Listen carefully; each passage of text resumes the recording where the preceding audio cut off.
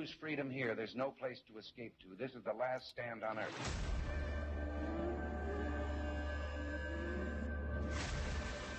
All Things Saine with Representative Saine.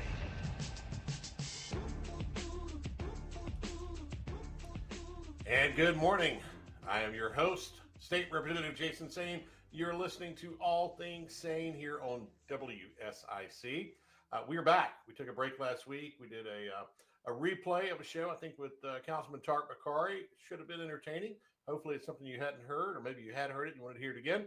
Either way, we were in Arizona for the American Legislative Exchange Council, a winter conference. They call it SNPS. And so that was a winter conference. We were out in Arizona, two-hour time change.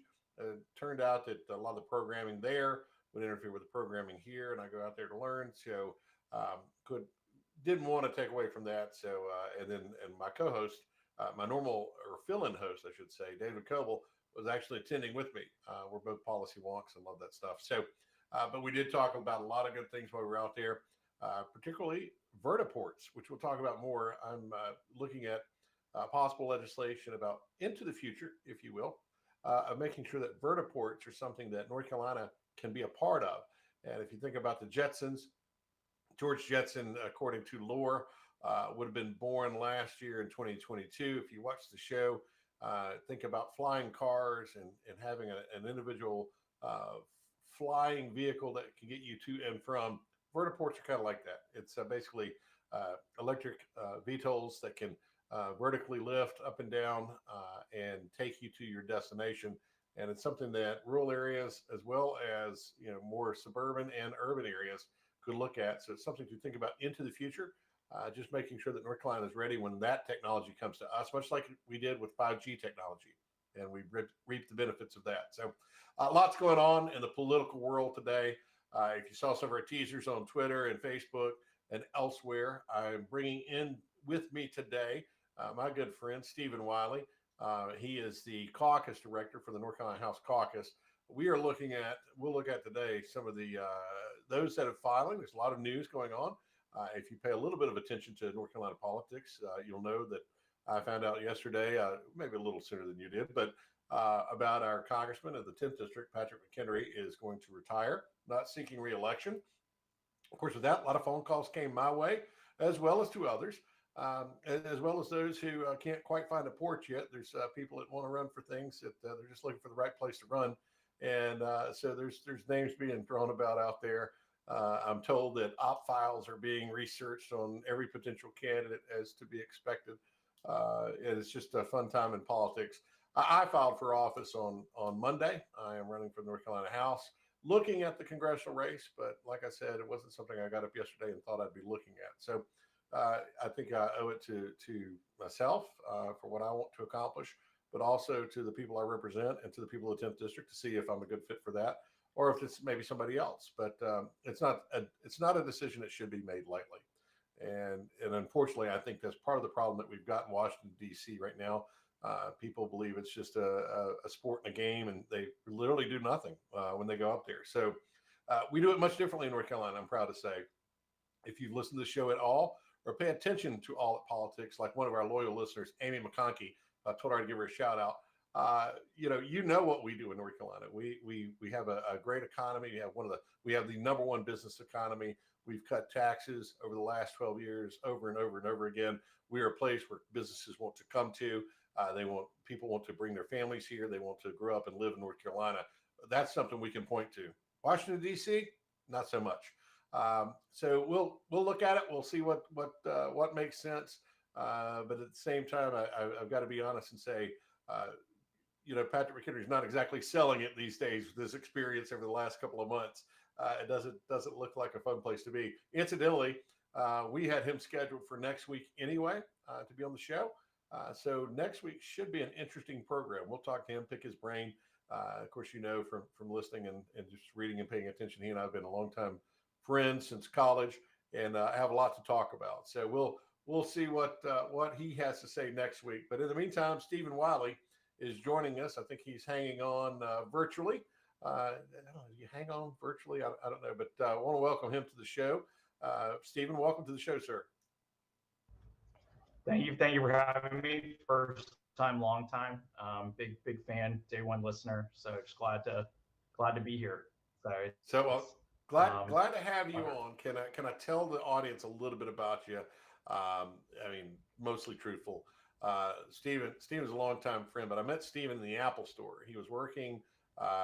He had just graduated college not long before that. I think he holds like a series, what it's 6, 7, something financial, something, you know, gobbledygook, and a degree in underwater basket weaving from UNC Chapel Hill. Very important degree. That's not really his degree. But he was, kind of just starting out, and he recognized me in an Apple store in Raleigh and said, "Hey, how do I get into politics, and what could I do?" And I said, "Just so happens, sir, we're interviewing for our legislative assistant position, but we're kind of closing out on the interviews. That was on a Thursday, and we're closing out on Friday.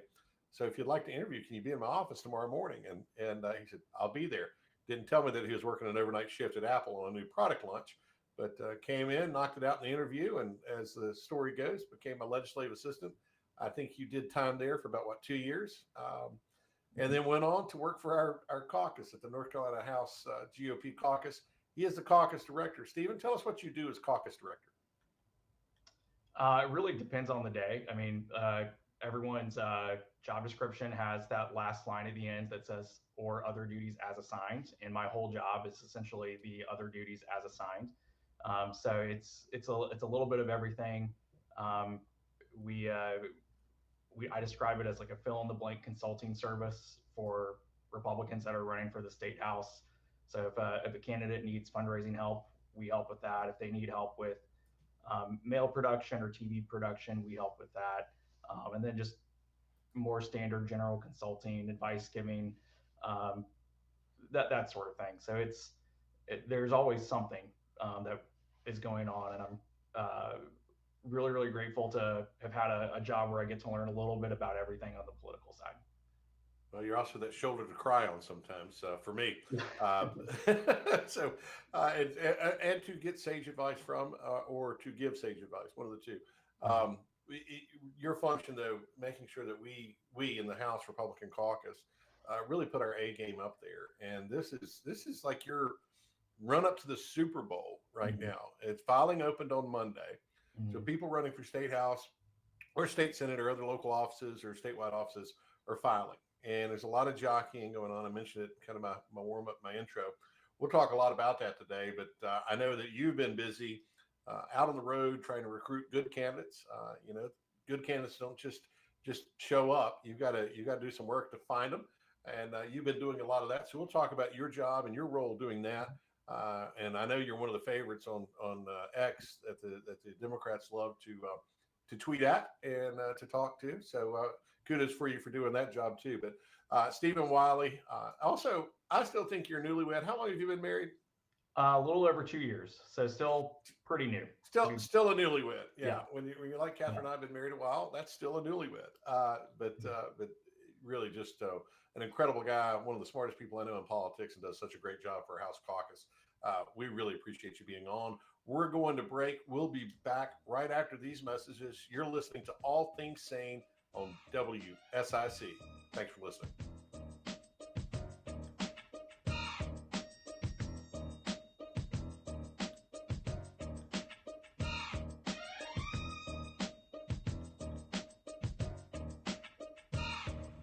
There's more All Things So, Saine we go up with during the break live, Representative still some videos Jason still Saine casting. on the way from the new 105. So I had to take my camera off my monitor because I realized when I was doing live broadcast, I'd type, I'd bump, and you'd see the camera just jiggle. Oh yeah. So I fixed that problem. Yeah. One day I'll get my home studio right. Do you like the Charlotte background and the Benjamin Lincoln in the background? A little shout out to the namesake of Lincoln County. It's not Abraham Lincoln, it's Benjamin Lincoln. That's the The Docksiders, performing at Kane Center for the Arts this Saturday, are almost sold out. The Docksiders will take you back to the year 1981. Their unique and eclectic tribute act of yacht rock features songs from Hall & Oates, Christopher Cross, Kenny Loggins, and more. The Docksiders, Saturday, December 9th at Kane Center for the Arts. To purchase your tickets, visit kanearts.org. Want to see more than 5 million Christmas lights at one time? The amazing Speedway Christmas at Charlotte Motor Speedway is happening now through January 7th. The show is open 6 to 10 p.m., rain or shine. Speedway Christmas at Charlotte Motor Speedway, now through January 7th. For tickets, visit charlottemotorspeedway.com. Santa is here. Schedule your time to take pictures between now and Christmas Eve in Burkdale. Appointments include Time with Santa and 8 digital images from a professional photographer. For more info and to schedule your time with Santa, visit burkdalevillage.com. Come enjoy a classic Christmas in Mooresville this Friday.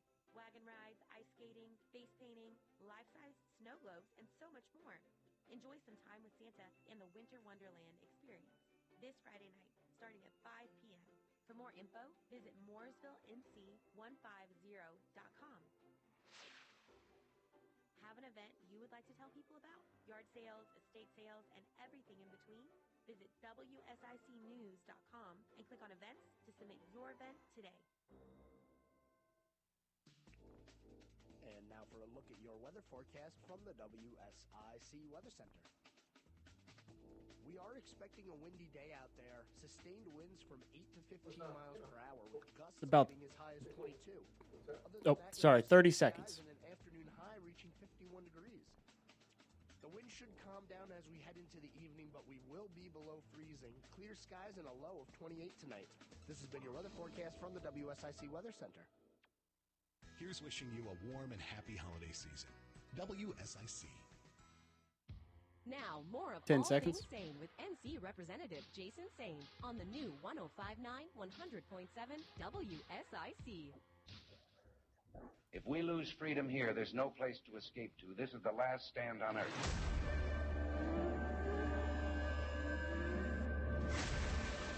All Things Saine. Representative Jason Saine. We've got fun and games. We got everything you want, honey. We know the names.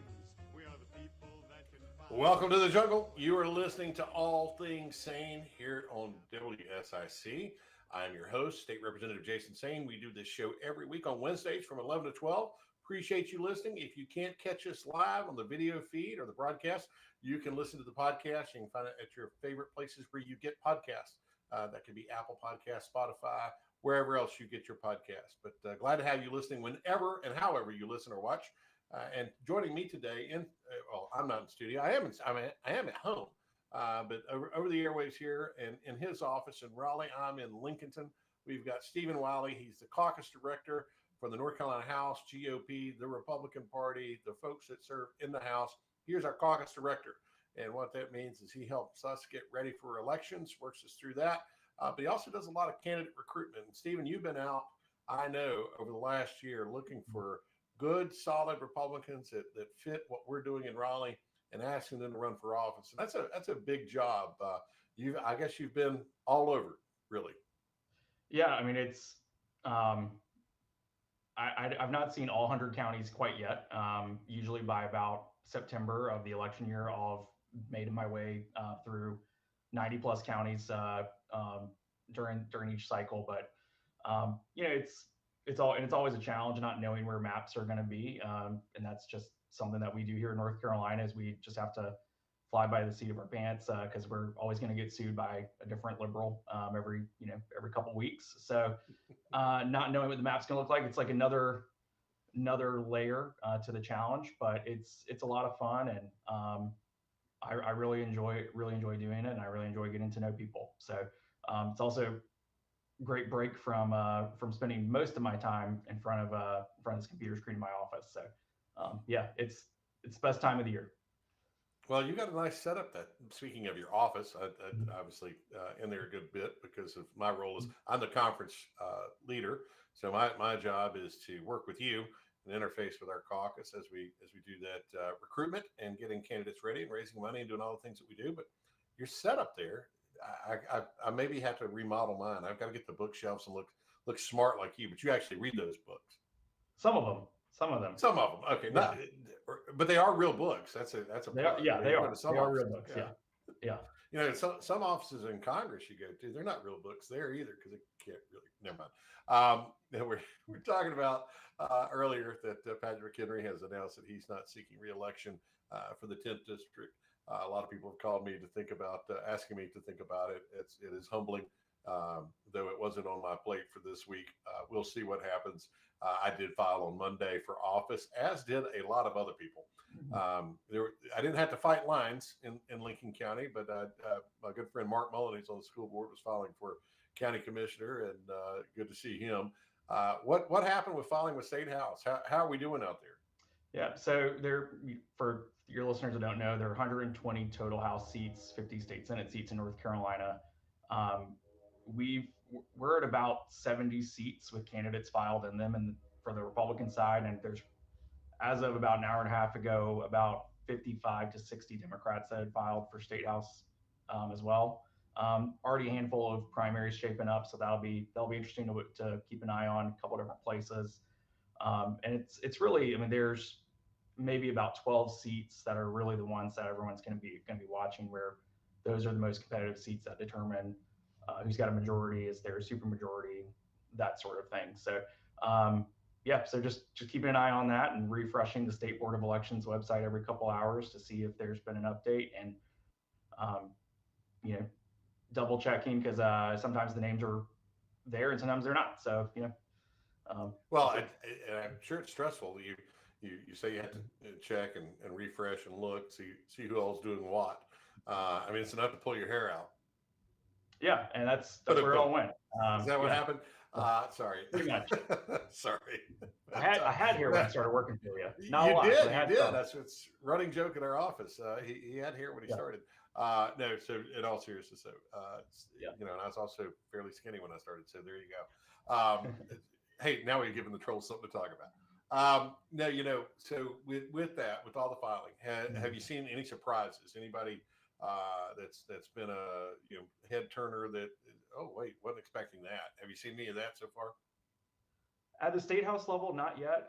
There hasn't been anything I've been surprised by yet. I think just the maps passing in October, that I think is maybe changed what the timeline of decision making would normally be. So I would anticipate there to be maybe some surprises start to show up. Obviously, yesterday's announcement with Congressman McHenry is the big domino that will impact things. I believe it's 13 of our 16 members currently in our federal delegation had previously served in the North Carolina General Assembly. So it's where a lot of folks at the national level go to recruit. The first place they look is the legislative level. So it's, I'm not surprised that you've been reached out to. I'm not surprised that I'm sure Senator Sawyer's fielded some calls, some other folks have too.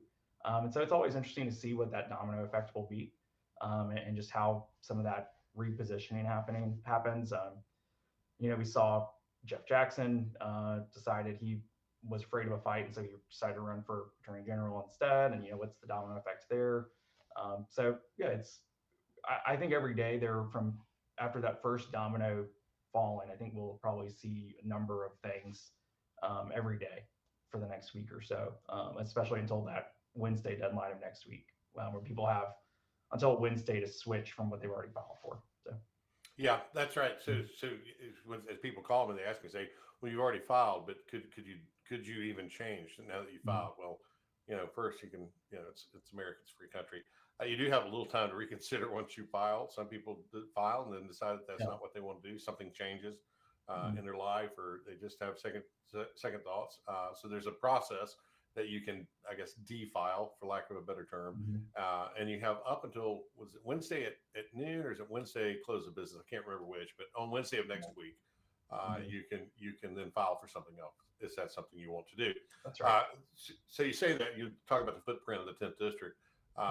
We hear that Pat Harrigan, who ran and lost against Jeff Jackson last time in a different congressional race, a different area, but apparently has a home also in Catawba. I only have my one home, but is looking at, or is, I think, going to jump. I think he sent an announcement or a video out yesterday that he's now looking at the 10th district instead of the district that he was going to run in, where Tim Moore, who has been a prolific fundraiser always, but was told last night that he surpassed $1 million in about, I don't know, a month that he started doing the fundraiser, a month and a half, something like that. So, you know, that's pretty serious money there that you'd have to go up against. But then 10th district, you know, I got the calls.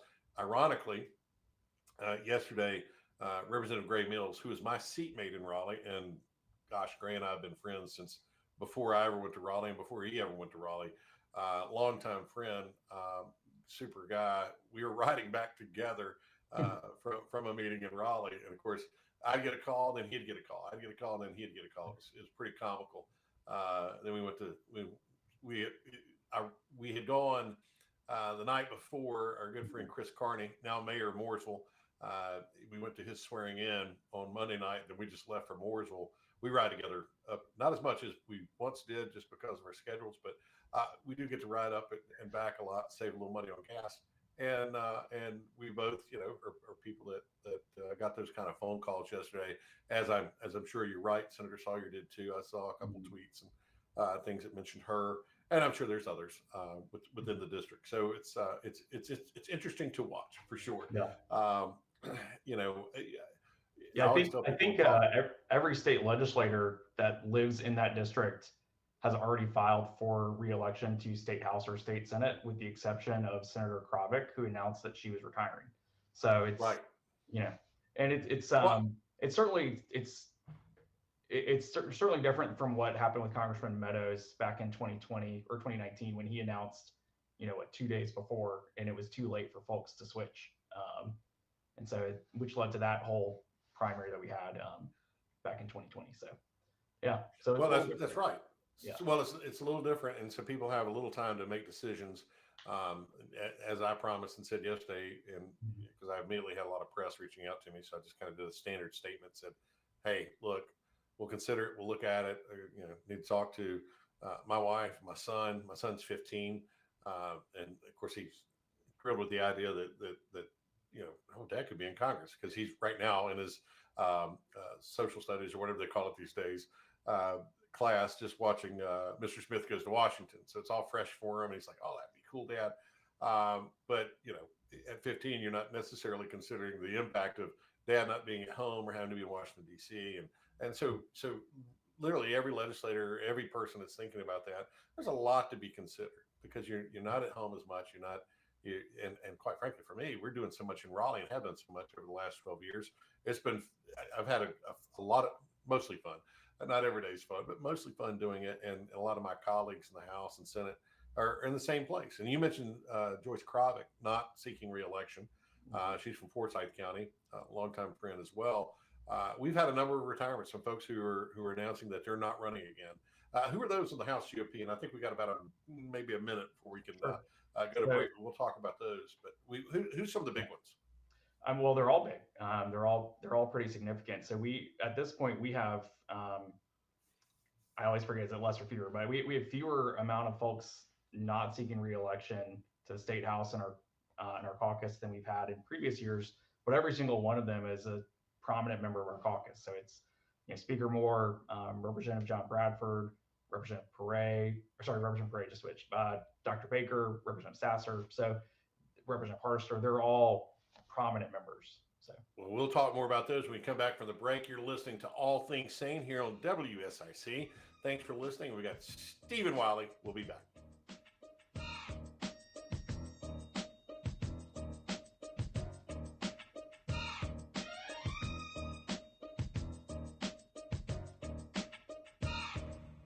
More of All Things Saine with NC Representative Jason Saine. Good job, guys. You're all clear. New 105.9 100.7 WSIC. Buying gifts in this economy? Forget about it. Introducing the 12 Days of Christmas giveaway. For your chance to win, register online at WSICnews.com/holiday. Kitchen essentials, tech toys, kids gifts, a mountain getaway, and much, much more. Oh, yeah. WSIC's 12 Days of Christmas giveaway. Winners will be drawn each weekday morning on Good Morning LKN starting December 7th through December 22nd. And now for a look at your weather forecast from the WSIC Weather Center. We are expecting a windy day out there. Sustained winds from 8 to 15 miles per hour with gusts getting as high as 22. Other than that, you'll have sunny skies and an afternoon high reaching 51 degrees.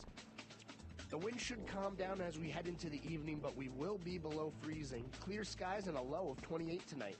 This has been your weather forecast from the WSIC Weather Center. Denise has been playing jazz for 40 years. Last concert, one of the musicians fell sick with RSV. Respiratory syncytial virus, or RSV, is a highly contagious virus that can lead to breathing problems. This time, she's choosing to help protect herself with Pfizer's RSV vaccine, Abrysvo. Abrysvo is a vaccine for the prevention of lower respiratory tract disease caused by respiratory syncytial virus, RSV, in adults 60 years of age and older. Abrysvo is not for everyone and may not protect all who receive the vaccine. Don't get Abrysvo if you've had a severe allergic reaction to its ingredients. People with a weakened immune system may have a decreased response to Abrysvo. Little over a minute. The most common side effects are tiredness, headache, pain at the injection site, and muscle pain. Ask your pharmacist or doctor about Pfizer's RSV vaccine, Abrysvo, respiratory syncytial virus vaccine. For full prescribing information, please call 1-844-989-7284 or visit abrysvo.com. Brought to you by Pfizer. Get into Randy Marion Chevrolet in Statesville. It is hard to believe it is December, but we at Randy Marion Chevrolet in Statesville, we are ready for the year-end. Year-end savings are all around. We have got 2023 Chevrolet Equinoxes discounted up to $5,000. In stock, ready for delivery. Also, the new Colorado's in stock, ready for Santa's sleigh. Come see them today. Randy Marion Chevrolet right here in Statesville. 30 seconds. King of Price, RandyMarionStatesville.com.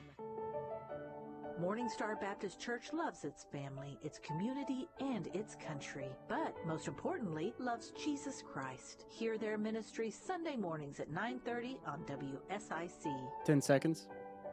All Things Saine continues. Here's your host, NC Representative Jason Saine, on the new 105.9 100.7 WSIC. If we lose freedom here, there's no place to escape to. This is the last stand on earth.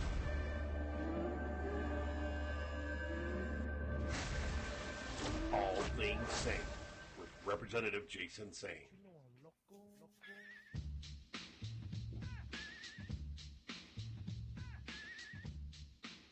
And welcome back. You're listening to All Things Saine here on WSIC. It is a little insane in the membrane these days. Joining me today is Stephen Wiley. He's the caucus director of the NC House GOP Caucus. And sir, glad to have you on. We were talking about some of the folks who aren't coming back. They're electing to do something else rather than run for office again. Let's go through a number of those because I know one of the ones that I'm going to miss a lot is John Fairclough, Representative John Fairclough. Super guy, former police chief. He's one of our appropriations team members. Just a super kind guy, very thoughtful.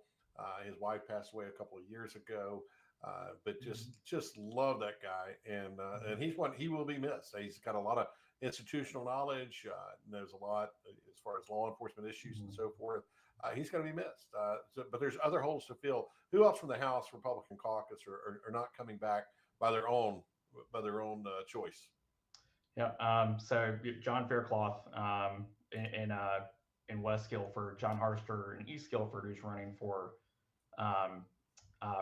labor commissioner now that Josh Dobson's announced that he's retiring.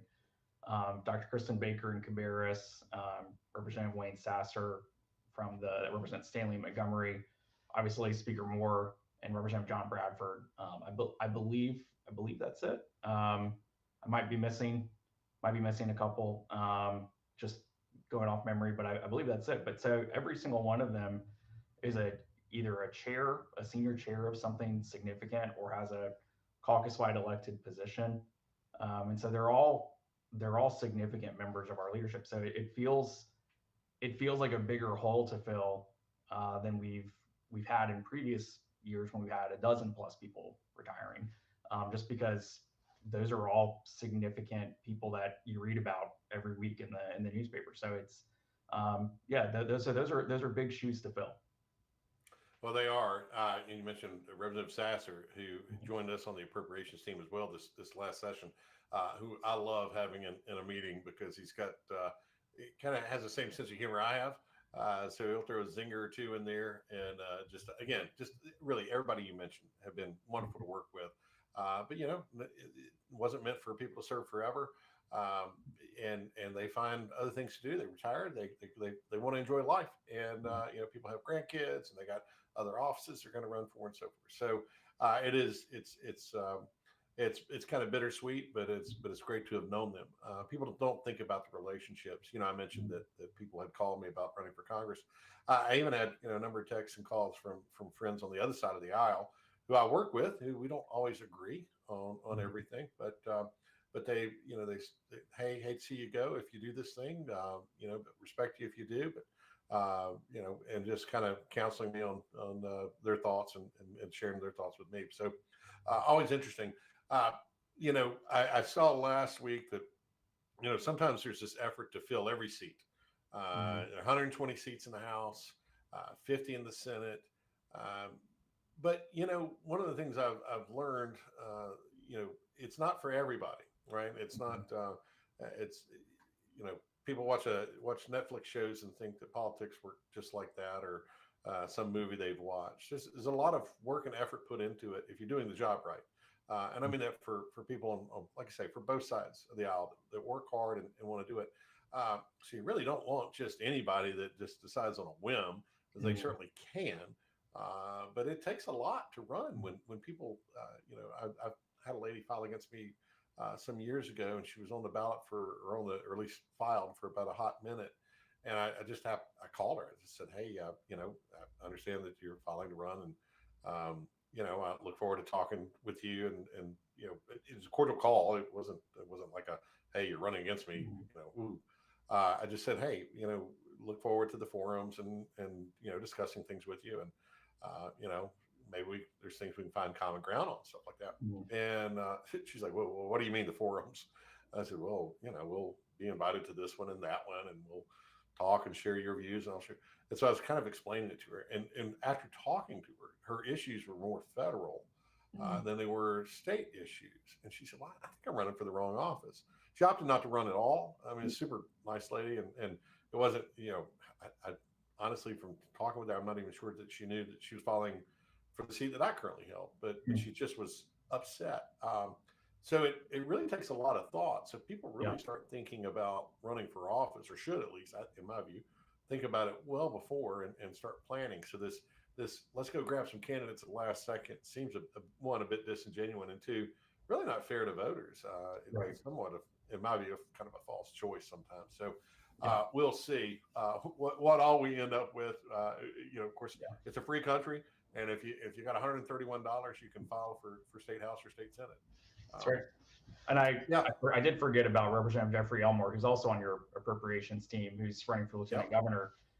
But to your point, one of the things that he's done with folks that have expressed interest in running for state house and out in his neck of the woods is he said, why don't you come follow me around for half day and talk to these people and ask some tough questions and think on it. And he's done a really great job of giving everyone an opportunity to see what it is that it takes to not only run for the seat, but also represent your hometown. So it's I'm remiss for missing him in that list of folks that are moving on. Well, you're right, and he did. He brought several people to the legislature that were just maybe even thinking about running. You know it from working out of my office, just the time commitment and a lot of the how you just kind of pivot on a dime from one committee to the next. You might be talking about education 1 hour, and the next hour you're talking about health and human services, and then you're spending 3 hours on the House floor in debate and so forth. And meantime, calling constituents back and having caucus meetings and everything that goes along with that. Over the years, we've brought up folks locally. We're right now looking at a trip with my guy Jamie Hauser at our Chamber of Commerce, bringing up a delegation from our Chamber of Commerce, because it's 3 hours from the district in Lincoln County to Raleigh. So it's not like you just stop by. There's other legislators that are a lot closer. So you kind of really have to plan your trip. But we brought in, I've had Heather Ryan, who's our school board chairperson. She's sat through a number of budget meetings late into the night. And she says, this is fascinating. It's fascinating until you have to do it every night. But she said, look, I'll learn a lot by doing that. And if you're someone listening in the listening area, thinking about running for office into the future, whether it be your town council, mayor, state house, state senate, whatever it is, I'd encourage you to ask that person if you can shadow them for a little bit, see what the job entails. Because I think some people do become the dog that caught the car at the end, right? Oh, I didn't realize it was going to be all this. So there's more to it, but it's also very rewarding. What do you think the state of play is right now? We've got a presidential race coming up. So that's taking a lot of focus toward the national level. We've got a debate coming up. I don't know if it's tonight or tomorrow or sometime. I don't really watch the debates till it gets a little closer, but presidential debates and who's going to challenge Biden. You got former President Trump, you got Ron DeSantis, governor in Florida, Nikki Haley, so forth. How does that set the tone for this upcoming election cycle? Yeah, I mean, 95+% of how things down ballot turn out are based on how things are going or perceived to be going at the top of the ticket. As state house candidates, y'all are typically either maybe the last race on the first side of the ballot, or maybe you're the first one on the second side. So you're, classic down ballot campaigns where it's important to differentiate yourself, but also you've got people going that far down that are probably going to be more partisan in how they're voting that year. And so 95+%, and that might be low on the estimate, are going to vote down ballot based on how they're voting at the top of the ticket. So it's certainly something that we're have to keep an eye on. Not something that's well beyond our control. It's just the national mood about Biden or Trump, or is it Biden or DeSantis or Haley or whoever. But so yeah, we'll have to wait and see how that shakes out. And broadly speaking, there's 9 to 12 seats at the state house level that are going to be the determining factor between who's in charge come 2025 in the state house. So I'm watching pretty closely to see who's going to be at the top of the ticket and what that means for how defensive or how aggressive we need to be this time next year. So. Well, that's right, and it goes down ballot, like you say. We've got gubernatorial race, statewide race, lieutenant governor. You mentioned that Jeffrey Elmore is running. Deanna Ballard's former senator, whose parents live in Lincoln County in my district. They're my constituents. She's also running. Hal Weatherman, who's a longtime friend in that race. As you might say, a plethora of candidates. And on the Democrat side too, you got former Governor Hunt, his daughter Rachel Hunt, who's just most recently in the Senate, has served in the House. Ben Clark, who was in the Senate on the Democrat side. Big names on that. You've got a governor's race. Mark Robinson, lieutenant governor's on there, but he, just of late has had some other names that have been put in there. I think Andy Wells is running. Bill Graham is a name that has surfaced and announced he's running. So it's not necessarily a layup in a Republican primary there either for our lieutenant governor. So that'll be competitive. That'll get people, I think, to the polls as they pick their favorites and whoever it is that they want to see. And then these state house races. But we'll talk Stephen, if you can hang on for one more segment. We'll be back after the break. You're listening to All Things Saine on WSIC. Thanks for listening.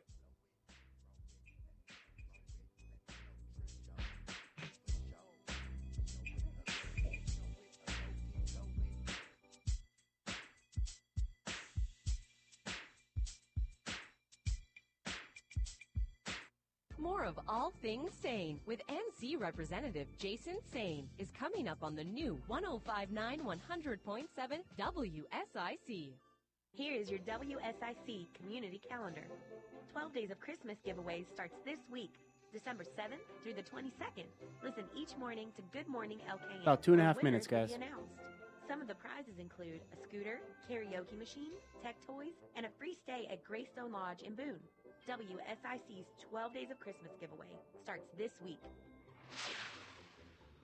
The Docksiders, performing at Kane Center for the Arts this Saturday, are almost sold out. The Docksiders will take you back to the year 1981. Their unique and eclectic tribute act of yacht rock features songs from Hall & Oates, Christopher Cross, Kenny Loggins, and more. The Docksiders, Saturday, December 9th at Kane Center for the Arts. To purchase your tickets, visit kanearts.org. Want to see more than 5 million Christmas lights at one time? The Amazing Speedway Christmas at Charlotte Motor Speedway is happening now through January 7th. The show is open 6 to 10 p.m., rain or shine. Speedway Christmas at Charlotte Motor Speedway, now through January 7th. For tickets, visit charlottemotorspeedway.com. Santa is here. Schedule your time to take pictures between now and Christmas Eve in Birkdale. Appointments include time with Santa and 8 digital images from a professional photographer. For more info and to schedule your time with Santa, visit birkdalevillage.com. Come enjoy a classic Christmas in Mooresville this Friday. Wagon rides, ice skating, face painting, life-size snow globes, and so much more. Enjoy some time with Santa and the Winter Wonderland experience this Friday night, starting at 5 p.m. For more info, visit mooresvillenc150.com. Have an event you would like to tell people about? Yard sales, estate sales, and everything in between? Visit WSICnews.com and click on events to submit your event today. And now for a look at your weather forecast from the WSIC Weather Center. We are expecting a windy day out there, sustained winds from 8 to 15 miles per hour with gusts getting as high as 22. Other than that, you'll have sunny skies and an afternoon high reaching 51 degrees. The wind should calm down as we head into the evening, but we will be below freezing. Clear skies and a low of 28 tonight. This has been your weather forecast from the WSIC Weather Center. Wishing you a happy Hanukkah, a Merry Christmas, and a Happy New Year. WSIC. Call 10 now seconds. to speak with NC Representative Jason Saine at 844-STUDIO-4. It's All Things Saine on the new 105.9 100.7 WSIC.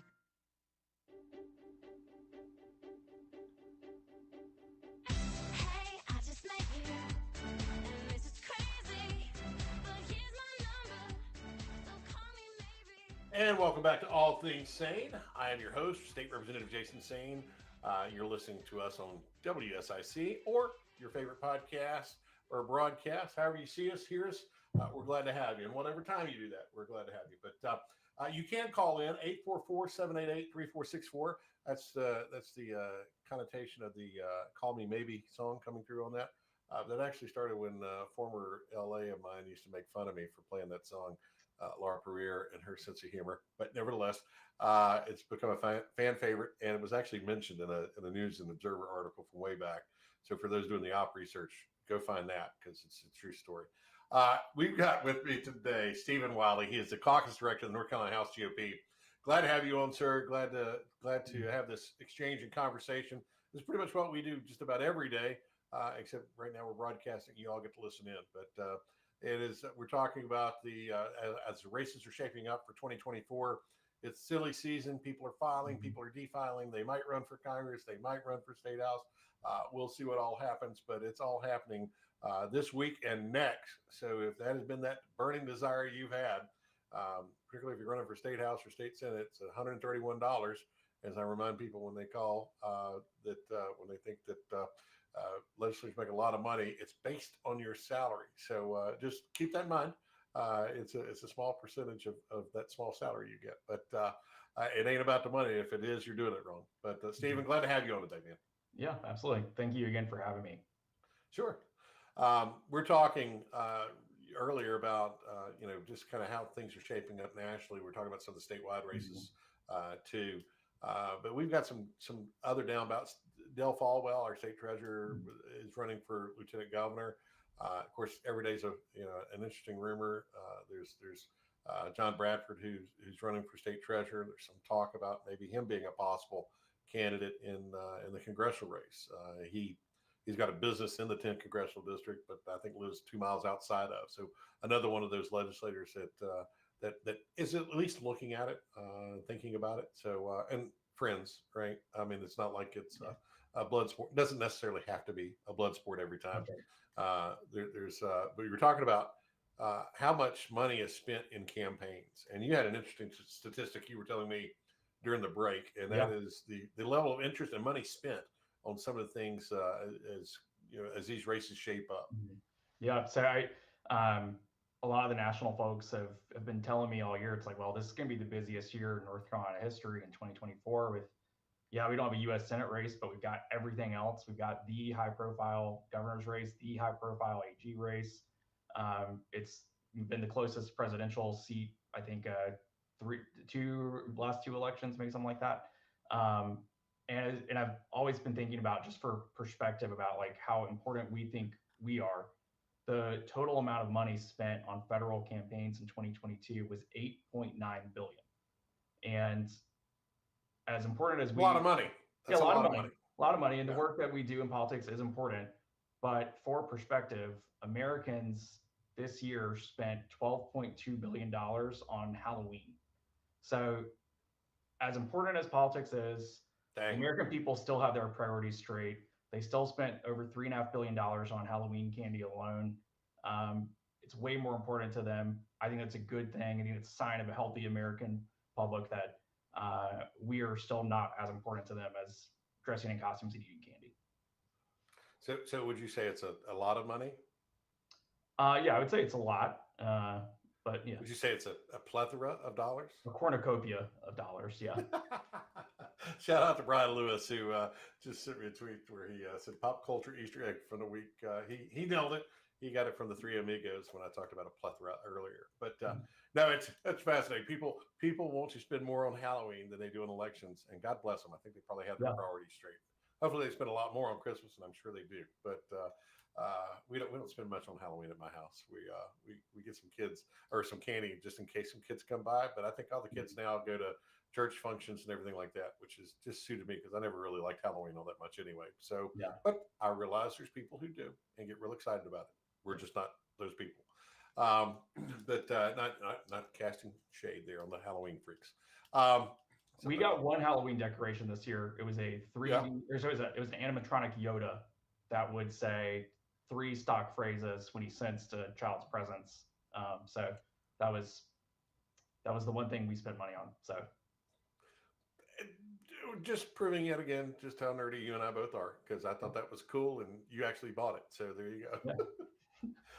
Both of us huge Star Wars fans. Before we wrap up, we've got about I think about 7 minutes for the show ends. But pass filing. It is a sprint this year because it is a presidential election year. So what's the date on the primary? That is in March. Yeah, first Tuesday in March. I think March 4th. Don't have a calendar in front of me, but I believe it's March 4th or March 5th, something like that. So it's the Super Tuesday.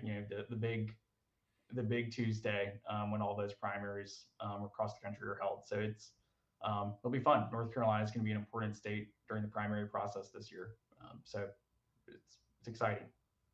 Well, the difference, the downside as a candidate, having been a candidate, and when you stand out at the polls in March, you can get a beautiful day, or you can get a very soggy or cold, or in North Carolina, you can even get a snowy day versus a May or June primary. But there's the early May primaries are more fun to me because you usually do get those spring days versus the March ones. But yes, we'll be a part of Super Tuesday, and everybody be paying attention and hopefully come to the polls and cast their vote for whoever it is they want to see in the primary come out the victor. We've got a few primaries. I know within the Republican caucus in North Carolina, I saw that Larry Strickland drew a primary opponent. Though I just a quick search on trying to find out who this person was, I found out that it'll be an interesting primary. I'll leave it at that. I've got to be nice to everybody in my caucus director, my caucus conference chairman position. But as do you, we try to be fair to everybody, but some interesting ones. I know in Cabarrus County, my good friend, Kevin Crutchfield, who's just wrapping up his freshman term, and Kevin's a workhorse, man. When we talk about building a bench, we talk about these retirements. Kevin sat through, I think, just about every appropriations chairs meeting that we have. We invite, as appropriations chair, we always believe in building a bench. And so if any non-chairman in our House caucus wants to come and be a part, kind of sit and listen, learn, figure out how the budgeting process goes, we invite them in. And Kevin's been one that's taken us up on it. And I think he went to everything. So as a freshman, he really had a lot of influence on the budget that he wasn't necessarily a chairman, but sometimes just being in the room matters, and he was there. But a former candidate for State House, Brian Echeverria, is chosen to file against Kevin. That'll be an interesting one. I mentioned Larry Strickland's. Is there any others that where people are running? Yeah, I think one that for people who've been around North Carolina politics for a few cycles or longer, the John Faircloth seat is going to be an interesting one. We've got 3 folks already filed there, including former member John Blust, Michelle Bardsley, who ran last year against Ashton Clemens. She happens to live in the district as well, so she's running for that seat. And someone that I've never heard of filed yesterday, so we'll see. And that's certainly one to watch. A couple others like that. And, it looks like we're going to have a couple primaries in Cabarrus County. So we'll just be keeping an eye on it and find out in March how things shake out. Nature of the game. As caucus director and as a conference leader in our positions, we don't take a position using the position one way or the other. I certainly have folks that are my favorites that I've worked with, and I can do things independently of that, but not using the title. So I won't even put you in that position. But there are things to watch and to see as these things shape up. And it's also fundraising time. While everybody's getting ready for Christmas and getting geared up because of this December filing, and then really hitting the ground running once. I think people generally give you a little bit of leeway up until and right after Christmas, but about the time the bowl games are in full swing is about the time that the campaigns start in full swing. And right. People got to go hurry, get those votes, go get out there in the districts and find a way to become known so that you can earn people's votes. And so that'll be a really compressed time frame to do that. That's right. Yeah. It's a short sprint from filing to the primary date, and I think it's usually in the ballpark of 90 days. So it's gonna be fun. I actually think that's merciful for not just the candidates but also the voters. Elongated processes give you a lot more time to receive mail, phone calls, and emails and texts and all the things that happen when you're trying to let people know that you're running.